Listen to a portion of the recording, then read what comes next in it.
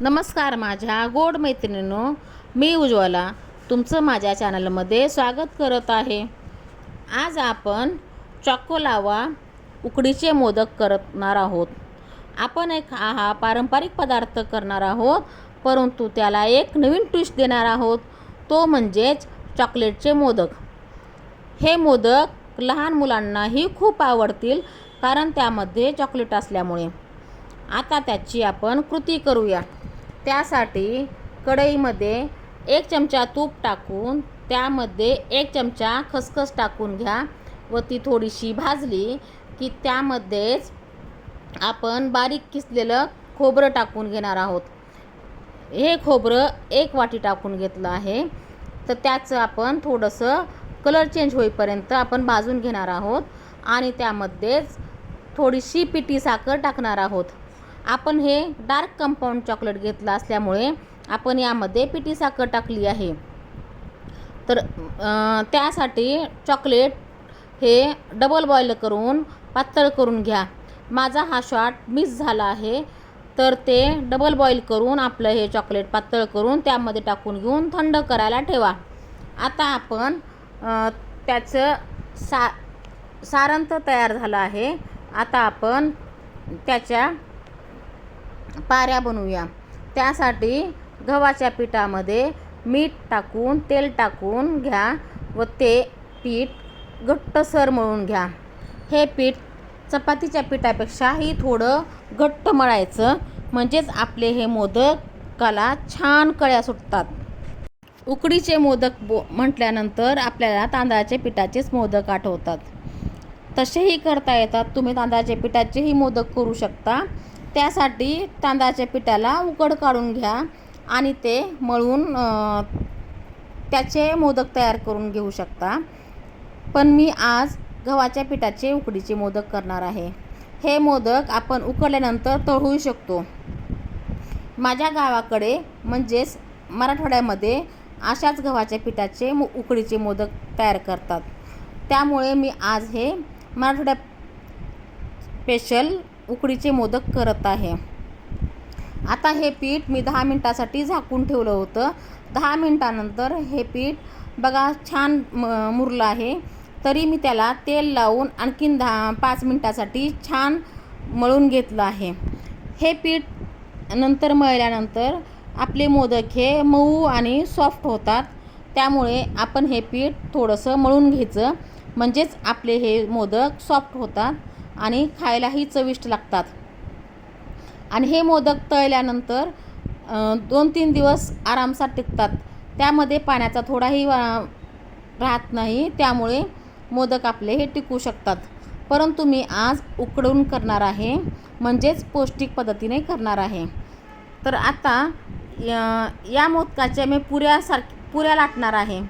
तुम्ही एक मोठी चपाती लाटून झाकणाने त्याचे बारीक बारीक गोल काप करू शकता, किंवा या प्रकारे छोट्या छोट्या पुऱ्या करून घेऊ शकता।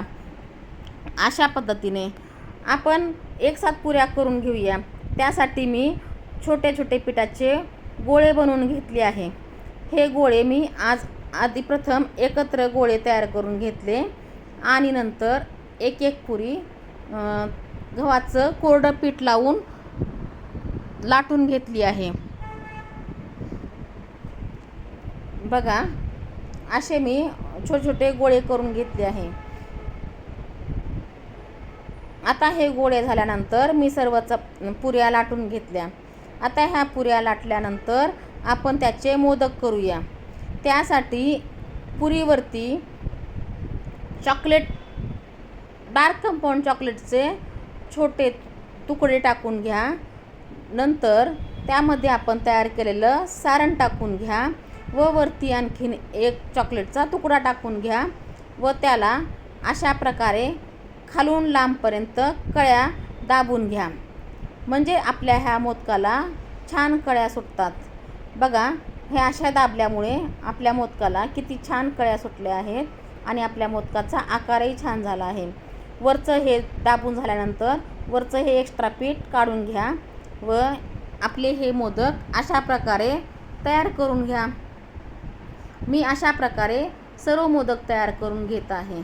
म्हणजे चॉकलेट प्लस त्यामध्ये सारण आणि त्याच्यावरती चॉकलेटचा तुकडा टाकून घेऊन त्याला कळ्या पाडून हे आपले मोदक तयार करून घेतले आहेत. अशा प्रकारे मी सर्व मोदक तयार करून घेतले आहेत.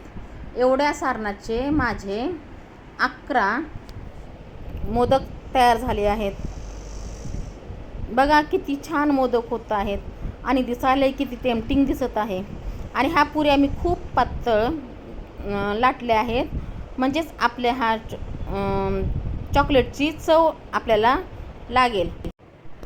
आता हे मोदक एका प्लेटमध्ये काढून घ्या. एवढ्या सारणापासून आपल्याला 11 मोदक तयार झाले आहेत.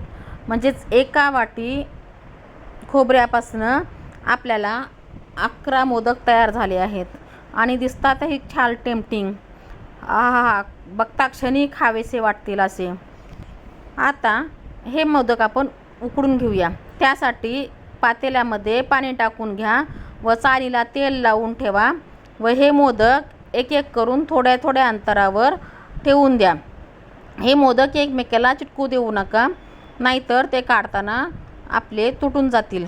त्यामुळे थोड्या अंतरावरती हे मोदक ठेवून घ्या व 10 मिनिटासाठी वाफ काढून घ्या. गॅस फास्टच ठेवा, म्हणजेच आपले हे मोदक छान वाफवले जातील.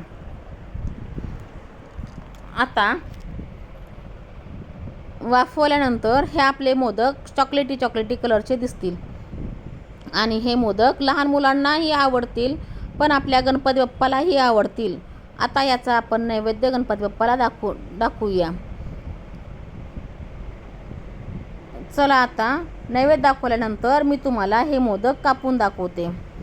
बघा ह्या मोदकामधून किती छान चॉकलेटी लावा निघाल्यासारखं वाटतो आहे ना, आणि बघता क्षणी खावेसे वाटतील आहे ना. माझे हे मोदक करण्याची पद्धती तुम्हाला आवडली असेल, लाईक शेअर सबस्क्राईब करा. बाय.